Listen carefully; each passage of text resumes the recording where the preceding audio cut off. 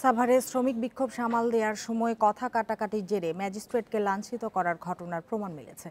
ঢাকার একজন অতিরিক্ত জেলা ম্যাজিস্ট্রেটের নেতৃত্বে প্রতিবেদন দিয়েছে তদন্ত কমিটি।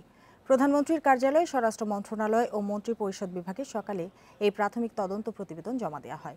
এ ঘটনায় আইনি ব্যবস্থা নেওয়া হবে বলে জানিয়েছেন জনপ্রশাসন মন্ত্রণালয় সচিব ফয়েজ আহমেদ।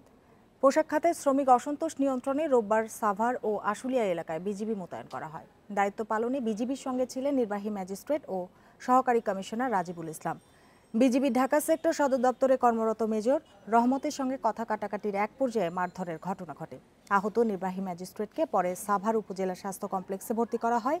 এ ঘটনায় আনুষ্ঠানিক প্রতিবাদ জানিয়েছে প্রশাসন ক্যাডারের কর্মকর্তাদের সংগঠন বাংলাদেশ অ্যাডমিনিস্ট্রেটিভ সার্ভিস অ্যাসোসিয়েশন।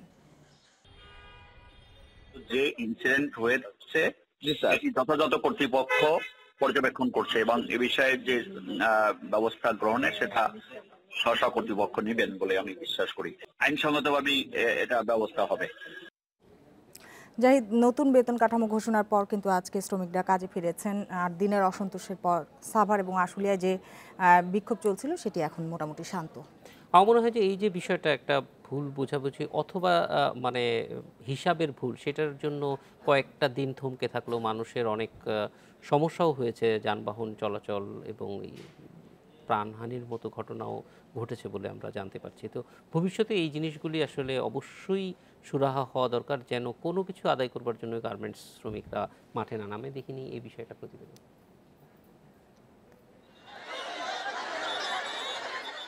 ন্যূনতম মজুরির কয়েকটি গ্রেড নিয়ে আপত্তি জানিয়ে 6 জানুয়ারি থেকে কাজ বন্ধ রেখে বিক্ষোভ করে বিভিন্ন পোশাক কারখানার শ্রমিকরা। এই প্রেক্ষাপটে মালিক, শ্রমিক ও প্রশাসনের ত্রিপক্ষীয় কমিটি রোববার বৈঠক করে 6টি গ্রেড সংশোধন করে। এরপরই বেতন বাড়ানোর ঘোষণা দেয় সরকার। ওই বৈঠকের পর থেকে কাজে ফেরে শ্রমিকরা। আজ প্রতিটি কারখানায় ঢোকার সময় শ্রমিকদের চোখে মুখে ছিল স্বস্তির ছাপ।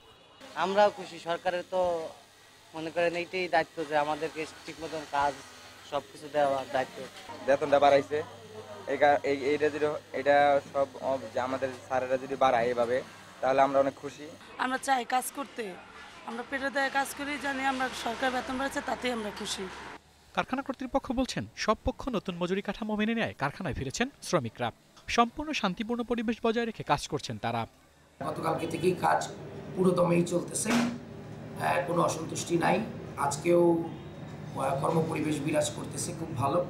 আশা করতেছি আমরা এখন থেকে পুরোদমেই ফ্যাক্টরি চালাতে পারবো। সরকার যে গ্রেডটা ডিক্লেয়ার করেছে সে অনুযায়ী আমরা প্রত্যেককে ওই গ্রেড অনুযায়ী পেমেন্ট করেছি এবং সেই দিক থেকে আমাদের এখানে অত্র এলাকায় যে গার্মেন্টসগুলো আছে এই সমস্যাটা নাই। তবে আশুলিয়া শিল্পাঞ্চলের অন্তত 10টি কারখানার শ্রমিকরা সকালে কাজে যোগ দিতে গিয়ে হাজিরা কার্ড পাঞ্চ করে কারখানা থেকে বের হয়ে গেছেন। ফলে ওই কারখানাগুলোতে আজকের জন্য সাধারণ ছুটি ঘোষণা করে কর্তৃপক্ষ। নতুন কাঠামোয় প্রথম গ্রেডে 18,257 টাকা ও সপ্তম গ্রেডে 8,000 টাকা পাবেন একজন পোশাক শ্রমিক। আল আমিন হোসেন, ইন্ডিপেন্ডেন্ট নিউজ ডেস্ক।